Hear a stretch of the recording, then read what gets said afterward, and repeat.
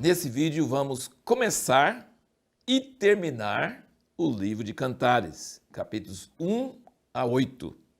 Como sempre, em todo início de livro nós mostramos, nós estamos seguindo essa tabela bíblica, que você lê a Bíblia em um ano, e a indicação é que você leia a parte indicada para cada dia e depois assista o vídeo, porque vai interagir a sua leitura, seus pensamentos com os meus comentários. Assim nós caminhamos pela Bíblia juntos. Claro que nós não conseguimos esgotar os assuntos num vídeo tão curto quanto esse, e claro que você também, ao ler os Cantares em um dia só, em algumas Bíblias fala Cantares, aqui fala Cântico dos Cânticos, se você ler tudo, todos os 8 capítulos, você não vai captar tudo de jeito nenhum, mas essa não é a intenção, captar tudo. A intenção é você se expor à palavra de Deus e permitir que Deus ressalte coisas na palavra. E nossa pergunta no último vídeo foi: o sexo é bom e santo? Sabe por que eu fiz essa pergunta? Porque muitos cristãos têm a impressão de que o sexo no casamento é permitido, é abençoado por Deus, é para ter filhos, é para o casal ficar unido e tal, mas não consideram como uma coisa santa, como uma coisa divina, como uma coisa preciosa. Tanto é que realmente também, se for pensar, Jesus falou que depois de morrermos e ressuscitarmos, nós não teremos sexo, nós seremos como os anjos. Então o sexo é uma coisa do homem caído, do homem depois de pecado, mas não é verdade. O sexo existia antes do pecado, quando a Eva foi tirada de Adão e depois Deus trouxe ela para ele, apresentou ela para ele e ele falou: esta afinal é carne da minha carne e osso dos meus ossos. E os dois se uniram e se tornaram uma só carne. Então, esse que é a coisa maravilhosa. O livro de Cantares é um livro sensual. É um livro que fala do amor entre um homem e uma mulher. É um livro que não é, assim, tão cuidadoso, discreto. É um livro mais explícito. Fala claramente de partes do corpo da mulher, do homem. Fala da paixão. Então, assim, o sexo é de Deus. O sexo é a ideia de Deus. O sexo é santo. O sexo é bom. Deus gosta que haja sexo porque foi Ele que criou. Então, por que a gente tem tanta coisa errada sobre o sexo? Tantos pecados, piores pecados, assim, mais escandalosos são os envolvidos com o sexo. Por que existe tanta pornografia e tanta indústria bilionária com isso?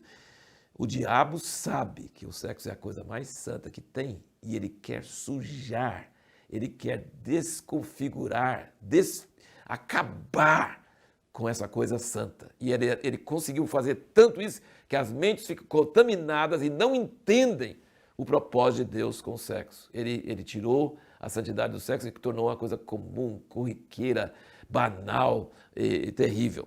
Por que o sexo é tão importante pela Bíblia e por que Deus criou o sexo? Ele criou o sexo para que duas pessoas se unissem e se tornassem um.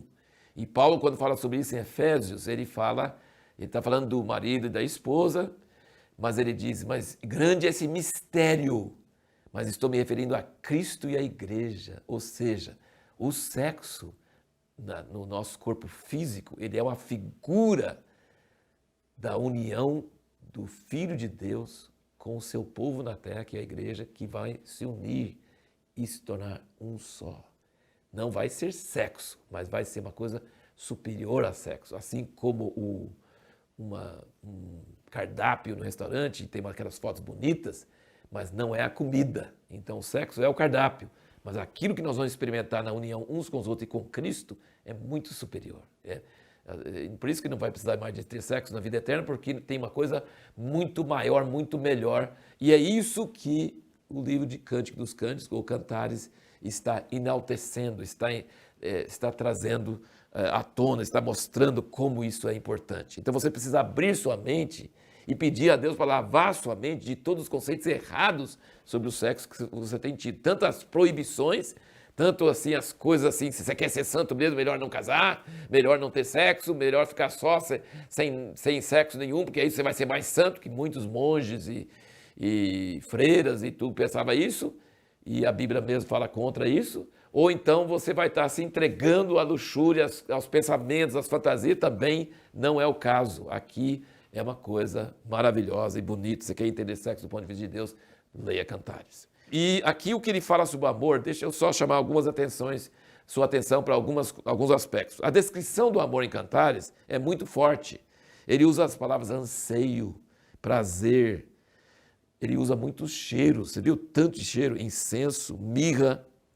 Mirra é mencionado várias vezes e foi oferecido no nascimento de Jesus por aqueles que vieram do Oriente, nardo, muitos outros cheiros. E isso aqui tem muitos versículos que eu anotei aqui, ele falando sobre os cheiros, então parece que o cheiro, o olfato é muito importante no amor. Depois ele fala sobre os sabores, ele fala sobre maçãs, passas, mel, figos, leite, vinho.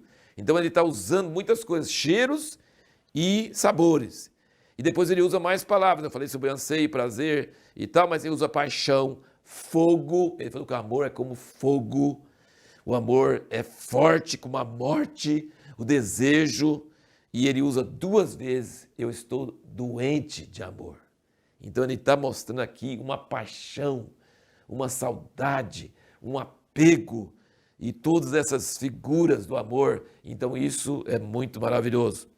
Tem muitos livros sobre o livro de Cantares, tem muitos livros que trazem um sentido espiritual, um sentido alegórico do livro de Cantares. Se você entender que a noiva é a igreja e o noivo é Cristo, então você tem realmente muitas dicas, muitas coisas preciosíssimas aqui para você entender como deve ser o nosso relacionamento com Jesus e vai consumar em casamento no final, em Apocalipse.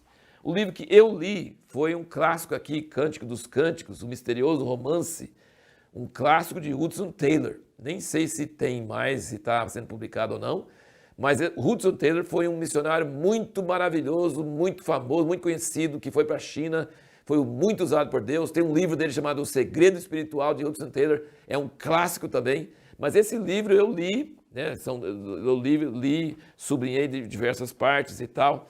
É muito interessante. Agora, tem muitos outros, tá? Que eu não li, que eu não tenho. Se você quiser aprofundar mais, pode se aprofundar. Nosso curso lá em Montemor, do Convergência, o CPP, Curso de Preparação Profética, tem um dos cursos que é sobre o livro de Cantares. Ministrada com muita unção, é um dos cursos que os alunos mais gostam, que mostra a relação entre o cristão, entre a igreja e Jesus. Muito precioso, muito maravilhoso. Outras, assim, só terminando de comentar, tem muitos cenários da Terra Santa. Eu que tenho ido várias vezes lá, é apaixonante ver a menção do cenário lá. Por exemplo, montes, colinas, o Monte Hermon, jardins, pastos para rebanho, vinhas, flora e fauna da Terra Santa. É um livro, gente, de alta poesia, alta qualidade, beleza singela, maravilhoso esse livro de Cantares, tremendo. E uma última coisa que eu queria ressaltar é que o que mais afeta a noiva é a voz do noivo. Isso é muito importante para nós, que Jesus está invisível, né? Só alguma visão, coisa, mas se a gente não tiver visão, ele é invisível. Mas nós podemos ouvir a sua voz. Olha o capítulo 5, versículo 6.